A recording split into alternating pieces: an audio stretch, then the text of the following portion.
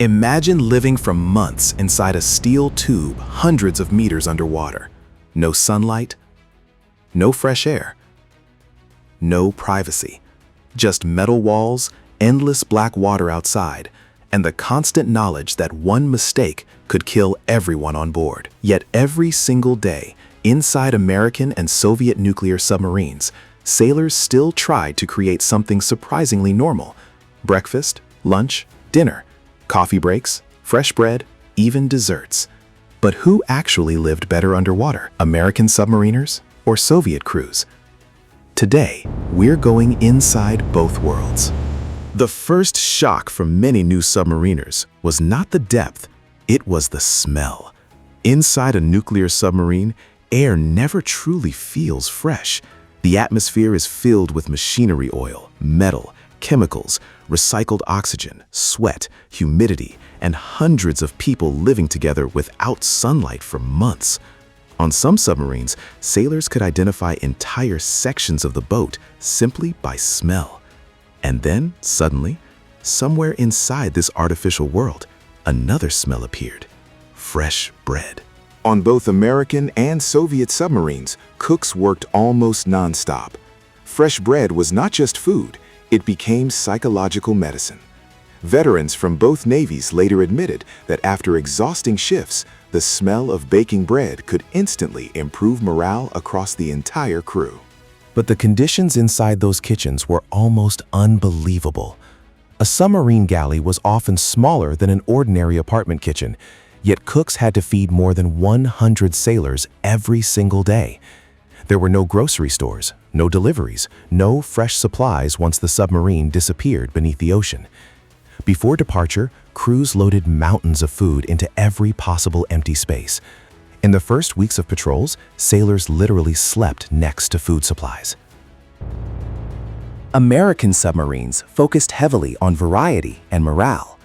Their menus were designed to break the psychological monotony of underwater life. Steak nights became legendary. Ice cream machines were considered essential equipment. Midnight meals were prepared for sailors finishing night shifts. Some American submariners later joked that the Navy understood one simple truth: a sailor who eats well complains less. Soviet submarines approached the problem differently. Soviet food was not luxurious, but it often felt surprisingly homemade.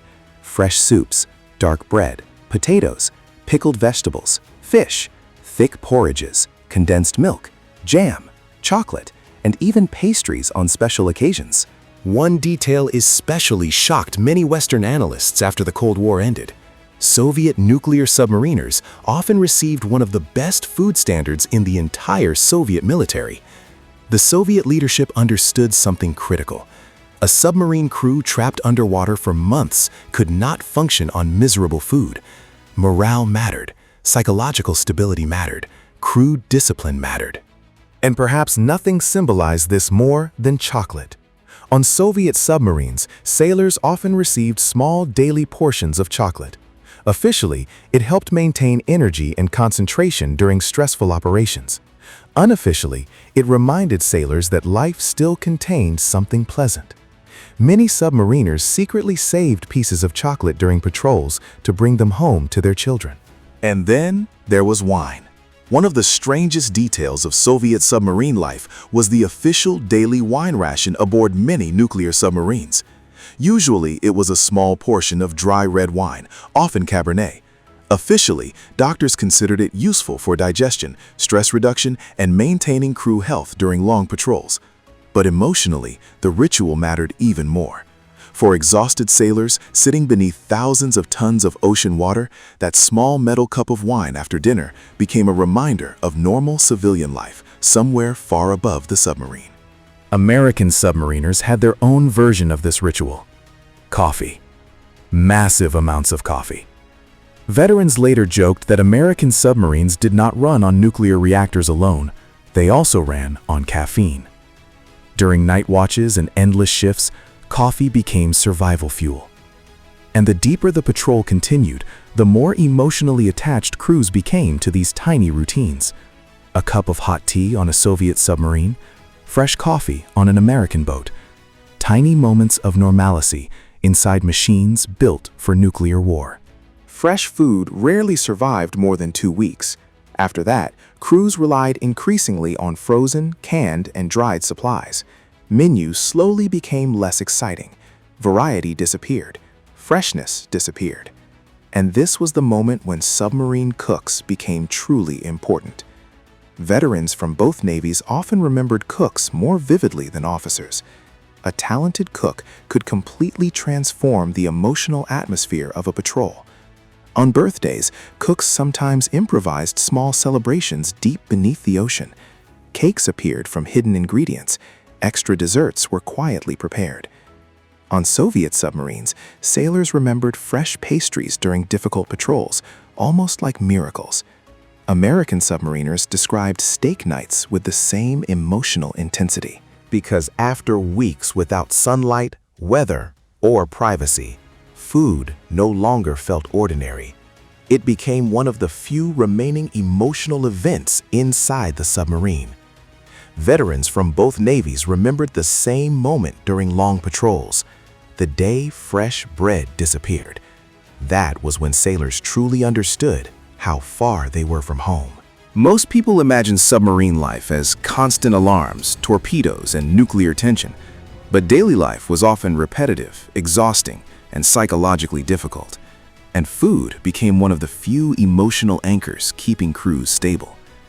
A submarine could generate oxygen from seawater. It could create fresh water. It could hide beneath the ocean for months. But even the most advanced nuclear submarine still depended on one very human thing. People needed comfort. And very often, that comfort arrived on a tray. So who actually ate better? The answer depends on what better means. American submarines probably offered more variety, more desserts, and more comfort-focused menus. But Soviet submarines often created something equally important: food that felt homemade, familiar, and emotional. In the end, both superpowers reached the same conclusion. If you want sailors to survive months beneath the ocean, inside one of the most stressful environments on Earth, food cannot be treated as fuel alone. Food becomes psychology. Food becomes routine. Food becomes morale.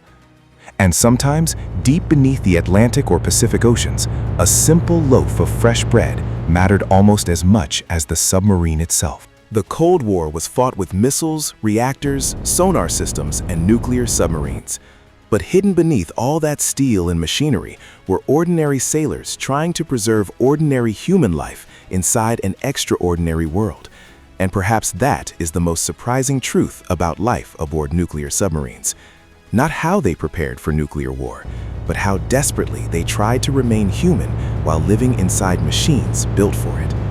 If you enjoyed this deep dive into life beneath the waves, subscribe to the channel, because there are many more hidden worlds waiting beneath history.